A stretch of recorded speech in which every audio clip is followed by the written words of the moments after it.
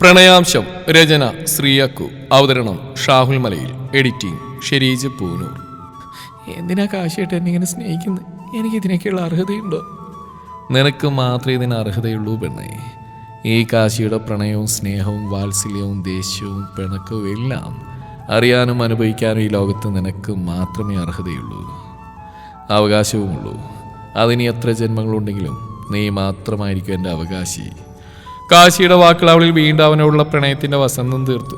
ഇനിയും തന്റെ പ്രണയവനോട് തുറന്നു പറഞ്ഞില്ലെങ്കിൽ താൻ മരിച്ചു പോകുമെന്ന് തോന്നിയതും അവൾ പതിഞ്ഞ സ്വരത്തിൽ അവന്റെ കാതിലായി അവളുടെ പ്രണയവനോട് തുറന്നു പറഞ്ഞു. ഇഷ്ടമാണ്, പ്രണയമാണ് നിലക്ക് ഈ കശ്യപുരഗ്രാമിനെ, എന്റെ മാത്രം കാശിയേട്ടനെ. നില ഇത് പറഞ്ഞെടുത്തുമ്പോൾ ഒരേ സമയം ഇവരുടെയും കണ്ണിൽ നിന്നൊരു തുള്ളി കണ്ണുനീർ പൊഴിഞ്ഞു വീണു. അത് വിഷമത്തിൻ്റെതായിരുന്നില്ല, മറിച്ച് സന്തോഷത്തിൻ്റെതായിരുന്നു. ഉള്ളു നിറഞ്ഞ സന്തോഷത്തിൽ കാശിക്കാ നിമിഷം അവളെ എത്ര പുണർന്നിട്ടും മതിയാവുന്നുണ്ടായിരുന്നില്ല. അവൻ ആ സമയം അവളോടുള്ള പ്രണയത്തിന്റെ കൊടുമുടിയിലായിരുന്നു.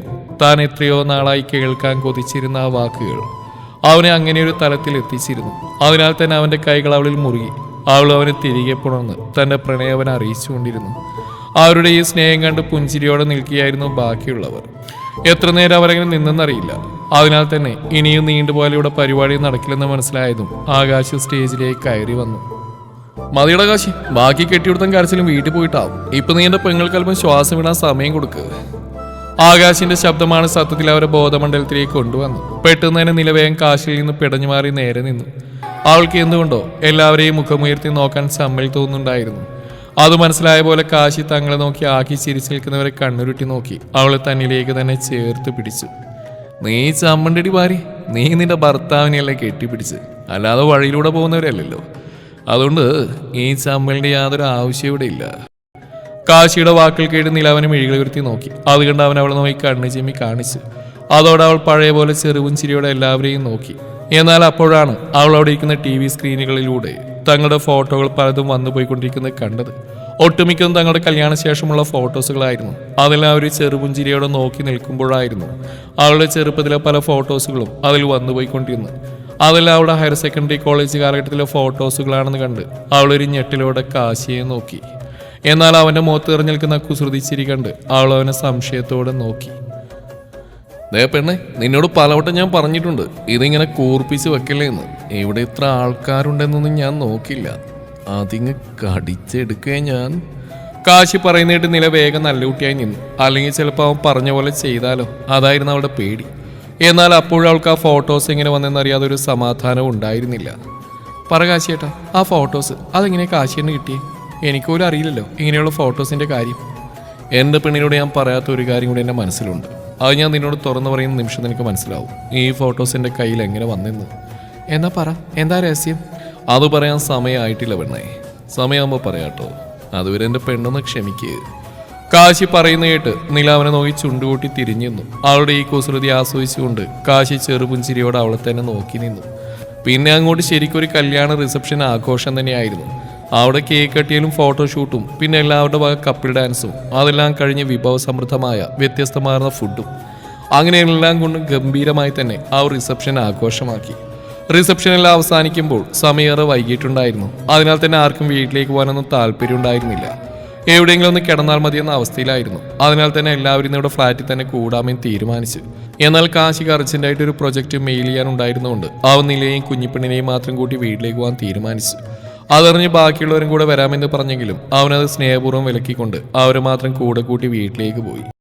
വീട്ടിലെത്തിയതും കാശി ഡ്രൈവർ സീറ്റിൽ നിന്നിറങ്ങി കോ ഡ്രൈവർ സീറ്റിന്റെ ഡോറ് തുറന്ന് നിലയുടെ കയ്യിലിരുന്നിറങ്ങിയ കുഞ്ഞിപ്പെണ്ണിനെ തന്റെ കയ്യിലേക്ക് വാങ്ങി നിലയും കൂട്ടി അകത്തേക്ക് പോയി. ലൈറ്റ്സ് എല്ലാം ഓൾറെഡി സെർവൻസ് ഓണാക്കി പോയതുകൊണ്ട് അവർക്ക് അധികം ബുദ്ധിമുട്ടില്ലാതെ മുകളിലേക്ക് കയറി. മുകളിൽ ചെന്ന് കാശി കുഞ്ഞിപ്പെണ്ണിനെ പതിയെ ഉണർത്താതെ ബെഡിലേക്ക് കിടത്തി. കുറച്ച് സമയം അവിടെ അടുത്തിരുന്നു. അപ്പോഴേക്കും നില പോയി ഫ്രഷായി ഡ്രസ് ചേഞ്ച് ചെയ്ത് ഒരു സ്കേർട്ടും ടോപ്പും ഇട്ട് കുഞ്ഞിപ്പെണ്ണിനെ തുടക്കാനുള്ള ചെറു ചൂടുവെള്ളവും ടവലുമായി അവരുടെ അടുത്തേക്ക് വന്നു. അവൾ വന്ന് അവിടെ ഇരുന്നു. കാശി അവിടെയും കുഞ്ഞിപ്പെണ്ണിനെയും നെറ്റിയിലൊന്ന് ചുംബിച്ചുകൊണ്ട് ഫ്രഷ് ആവാൻ കയറി. അവൻ ഫ്രഷായി ഇറങ്ങുമ്പോൾ കാണുന്നു പതിയെ കുഞ്ഞിപ്പെണ്ണിനെ ഉണർത്താതെ അവളെ ചുടുവെള്ളത്തിൽ മുക്കിയ ടവല് കൊണ്ട് തുടക്കുന്ന നിലയാണ്. നില, എനിക്കൊരു പ്രസന്റേഷൻ അയക്കാണ്ടായിരുന്നു, അതിനുവേണ്ടി ഞാൻ ഓഫീസിലേക്ക് പോവാം. പിന്നെ തനിക്ക് ക്ഷീണമുണ്ടെങ്കിൽ താൻ മോളോടൊപ്പം കിടന്നോ, ഞാൻ ചിലപ്പോൾ കുറച്ച് നേരം വൈകും, അതൊന്ന് ചെക്ക് ചെയ്തിട്ട് വേണം അയക്കാൻ. കാശി കുഞ്ഞിപ്പെണ്ണിനെ നോക്കി പതിഞ്ഞ സ്വരത്തിൽ പറഞ്ഞു. നില അവനെ നോക്കി ശരിയെന്ന് തലയാട്ടി. അതുകൊണ്ട് കാശി ഒരു പുൻസിരിയോടെ അവിടുന്ന് ഓഫീസ് റൂമിലേക്ക് പോയി. അതൊന്ന് നോക്കി നില വീണ്ടും കുഞ്ഞിപ്പെണ്ണിന്റെ മേലെ തുടക്കുന്നതിലേക്ക് തിരിഞ്ഞു. തുടക്കലെല്ലാം കഴിഞ്ഞു നീല ഒരു പാമ്പേഴ്സും സോഫ്റ്റ് മെറ്റീരിയൽ കുഞ്ഞുടുപ്പും കുഞ്ഞിപ്പെണ്ണിനെ ഇടിച്ച് തൊട്ടിലേക്ക് കിടത്തി റൂമിലെ ലൈറ്റ് ഓഫ് ചെയ്ത് ബെഡ് ലാമ്പ് ഓണാക്കി ബെഡിലേക്ക് കിടന്നു. എന്നാൽ കിടന്നിട്ട് ഉറക്കം വരാതെ നീല അവിടെ നിന്ന് എഴുന്നേറ്റ് ബാൽക്കണിയിലേക്ക് പോയി നിന്നു. അതേ സമയം തന്നെയാണ് കാശി വർക്കെല്ലാം തീർത്ത് മുറിയിലേക്ക് തിരികെ വന്നത്. മുറിയിലെ ലൈറ്റ് ഓഫ് ചെയ്ത് ബെഡ് ലാമ്പ് ഓണായി കിടക്കുന്ന കണ്ട് കാശി അവരിരുവർ ഉറങ്ങിയിട്ടുണ്ടാവുമെന്ന് കരുതി ഡോറ് പതിയെ അടച്ച് കുറ്റിയിട്ടു. എന്നാൽ അവിടെ നിന്ന് തിരിഞ്ഞു നോക്കിയ കാശി ബെഡിൽ നിലയും കുഞ്ഞിപ്പെണ്ണും ഇല്ല എന്ന് കണ്ടതും പെട്ടെന്ന് തൊട്ടിലേക്ക് നോക്കി. അതിൽ സുഖമായി കിടന്നിറങ്ങുന്ന കുഞ്ഞിപ്പെണ്ണിനെ കണ്ട് കാശി വാത്സല്യത്തോടെ അവിടേക്ക് ചെന്ന് കുഞ്ഞിപ്പെണ്ണിനെ നെറ്റിയിൽ പതിയെ ചുംബിച്ചു. പിന്നെ കാശിയുടെ കണ്ണുകൾ തിരിഞ്ഞ നിലയാണ്. അപ്പോഴാണ് ബാൽക്കണി ഡോറ് തുറന്നു കിടക്കുന്ന കണ്ട്. അത് കണ്ടപ്പോൾ തന്നെ അവൾ അവിടെ ഉണ്ടാവുമെന്ന് അവൻ ഉറപ്പായി. അതുകൊണ്ട് അവൻ അവിടേക്ക് ചുവട് വെച്ചു. വിചാരിച്ചപ്പോൾ തന്നെ ഇരുട്ടിലേക്ക് കണ്ണു നട്ട് കൈ രണ്ട് നെഞ്ചിന് കുറുകെ വെച്ച് നിൽക്കുന്ന നിലയെ കണ്ട് അവൻ അവൾക്കരികിൽ ചെന്ന് അവളെ പുറകിലൂടെ പുണർന്നു.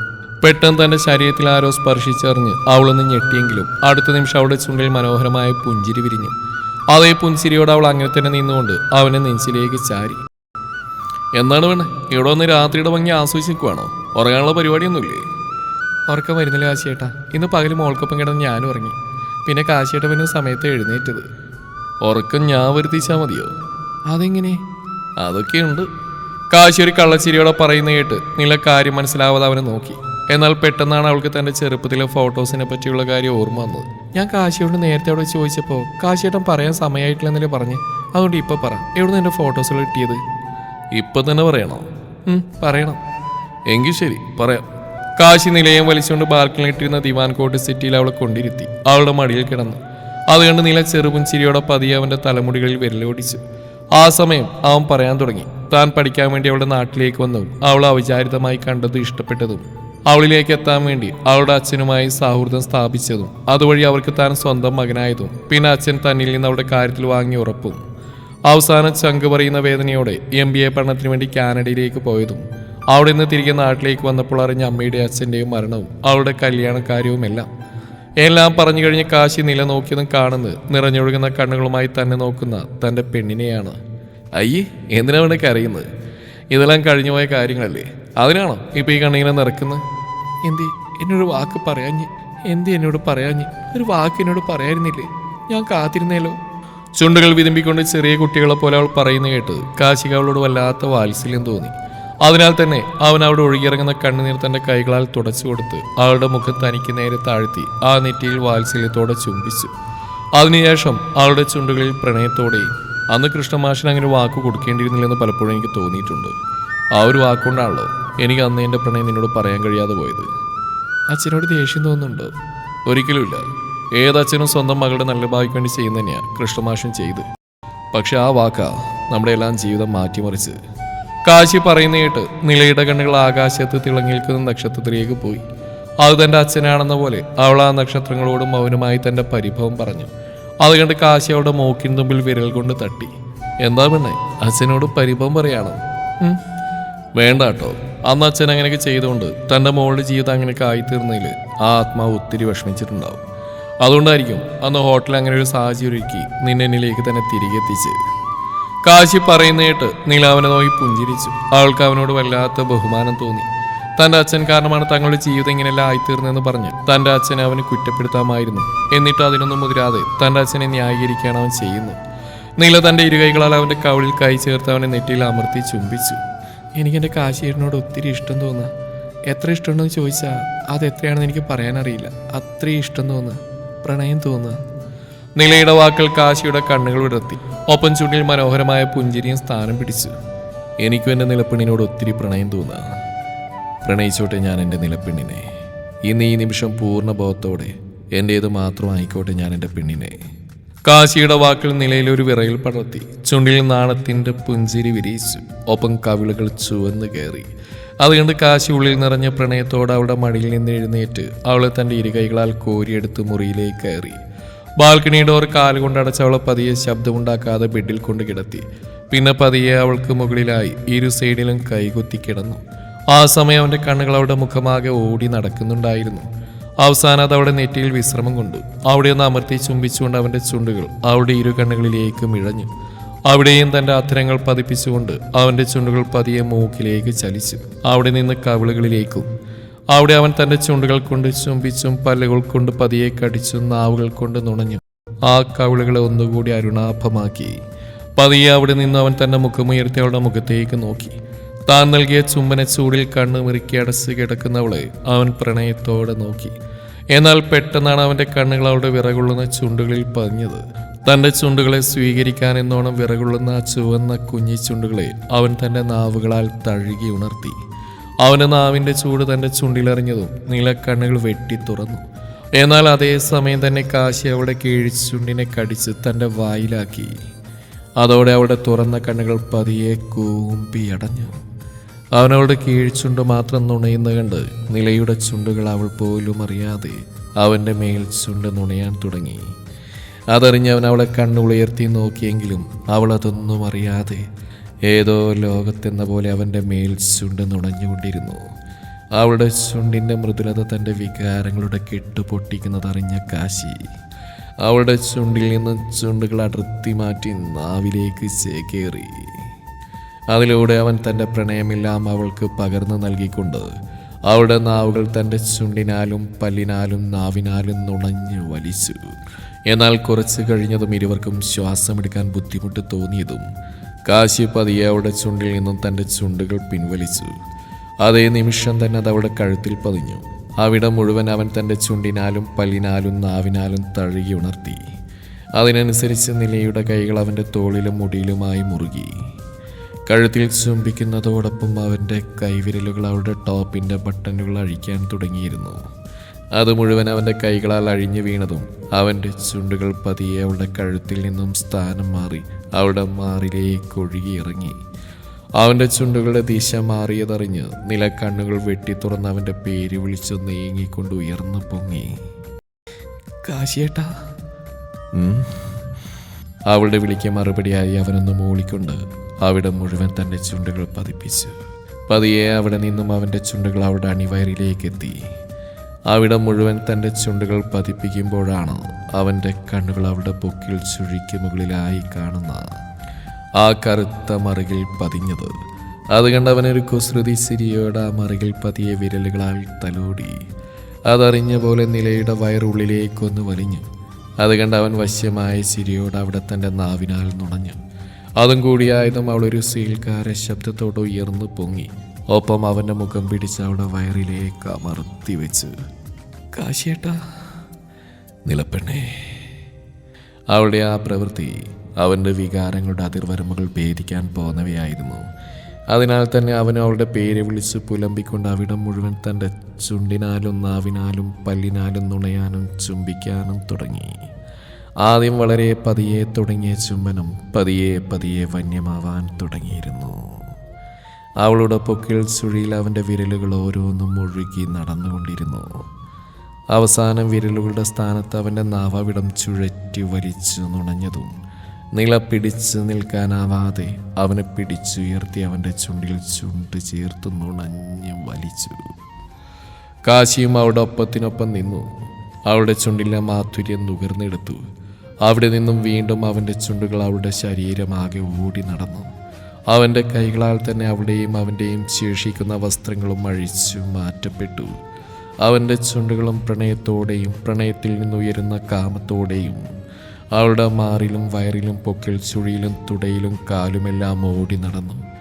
അവസാനം അവളുടെ ശരീരം തന്നെ സ്വീകരിക്കാൻ തയ്യാറെന്ന് മനസ്സിലായതും അവൻ പതിയെ അവളുടെ കാതിൽ അമർത്തി ചുംബിച്ചു. എന്നോ എനിക്ക് സ്വന്തമായി എൻ്റെ ഈ നിലപ്പെണ്ണിനെ ഒരിക്കൽ കൂടി നിന്റെ പൂർണ്ണ സമ്മതത്തോടെ ഞാൻ സ്വന്തമാക്കിക്കോട്ടെ.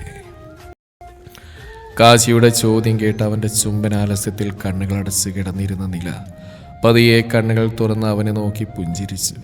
പിന്നെ പതിയെ അവൻ്റെ മുഖം പിടിച്ച് തനിക്ക് നേരെയാക്കി അവൻ്റെ ചുണ്ടിൽ ചുംബിച്ച് തൻ്റെ സമ്മതം അറിയിച്ചു. അവളുടെ സമ്മതം കിട്ടിയതും കാശി അവളുടെ ചുണ്ടിൽ തൻ്റെ ചുണ്ട് ചേർത്തുകൊണ്ട് പതിയെ അവളിലേക്ക് ആഴ്ന്നിറങ്ങി. ആദ്യം അവൾ വേദന കൊണ്ട് പിടഞ്ഞു മാറാൻ ശ്രമിച്ചെങ്കിലും പിന്നെ പതിയെ അവൾ അവനിലേക്ക് ചേർന്ന് കിടന്നു. ഒട്ടൊരു നേരത്തിന് ശേഷം ഇരു ശരീരങ്ങളും വെട്ടിവിറച്ചതും കാശി അവളിൽ നിന്ന് അകന്നു മാറിക്കിടന്ന് അവളെ എടുത്ത് തൻ്റെ നെഞ്ചിലേക്ക് കിടത്തി. അവളുടെ കുങ്കുമം പടർന്ന് നെറ്റിയിൽ അമർത്തി ചുംബിച്ച് അവളുടെ അഴിഞ്ഞുലഞ്ഞ മുടികളിൽ പതിയെ തഴുകി. കുറച്ച് സമയം കഴിഞ്ഞതും രണ്ടുപേരും ഒന്ന് ഓക്കെയായെന്ന് തോന്നിയതും കാശിയുടെ ചുണ്ടിലൊരു കള്ളച്ചിരി വിരിഞ്ഞു. ഒപ്പം അവൻ്റെ ഒരു കൈ പുതപ്പിനടിയിലൂടെ അവളുടെ പൊക്കിൽ ചുഴിക്ക് മുകളിലുള്ള കുഞ്ഞു മറുകിൽ പതിയെ തഴുകി. എന്നാലും എൻ്റെ നിലപ്പെണ്ണേ, എൻ്റെ പെണ്ണിൻ്റെ ഈ കുഞ്ഞു പൊക്കിൽ ചുഴിയും അതിനടുത്തുള്ള ഈ കുഞ്ഞു കറുത്ത മറുകും എൻ്റെ എത്ര നാളത്തെ ഉറക്കം കെടുത്തിയിട്ടുണ്ടെന്നോ. കാശിയുടെ കുസൃതിയോടെയുള്ള വാക്കുകൾ കേട്ട് അത്ര നേരം കണ്ണുകൾ അടച്ച് കിടന്നിരുന്ന നില അവൻ്റെ നെഞ്ചിൽ നിന്ന് മുഖമുയർത്തി അവനെ മിഴിച്ചു നോക്കി. ഈ ഉണ്ടക്കണ്ണ് മിഴിച്ച് നോക്കൊന്നും വേണ്ട പെണ്ണേ, ഞാനുള്ളത് തന്നെ പറഞ്ഞ് എൻ്റെ എത്ര രാത്രിയിൽ ഉറക്കം കെടുത്തിയിട്ടുണ്ടെന്നോ ഈ മറുക്. അവനവിടെ ഒന്നുകൂടി അമർത്തി തടവിക്കൊണ്ട് പറയുന്ന കേട്ട് നില അവൻ്റെ കൈകളിൽ പിടുത്തമിട്ടുകൊണ്ട് അവൻ്റെ മുഖത്തിന് നേരെ ഉയർന്നു വന്നു. എങ്ങനെ? അത് ചോദിക്കുമ്പോൾ അവളുടെ ശബ്ദത്തിൽ വിറയലായിരുന്നു. അതറിഞ്ഞ പോലെ കാശി അവളുടെ നെറ്റിയിൽ ചുംബിച്ചു. എങ്ങനെയെന്ന് ചോദിച്ചാ സ്വപ്നത്തിലാ ഞാൻ ആദ്യമായിട്ടിത് കാണുന്നത്. സ്വപ്നത്തിലോ? സ്വപ്നത്തിൽ തന്നെ. അന്ന് ആ രാത്രി ഹോട്ടൽ മുറിയിൽ നിന്ന് എന്നെ നേരെ കൊണ്ടുപോയത് ഹോസ്പിറ്റലിലേക്കായിരുന്നു. അവിടെ 1-2 ആഴ്ചത്തെ ട്രീറ്റ്മെൻറ്റിന് ശേഷം ഞാൻ വീണ്ടും പഴയപടിയായത്. പക്ഷേ ആ ഡ്രഗ്സിൻ്റെ എഫക്റ്റ് കാരണം എൻ്റെ അന്നേ ദിവസത്തെ ഓർമ്മ മുഴുവൻ നഷ്ടമായിരുന്നു. തുടരും ഈ കഥയുടെ ബാക്കി ഭാഗം നാളെ ഇതേ സമയം.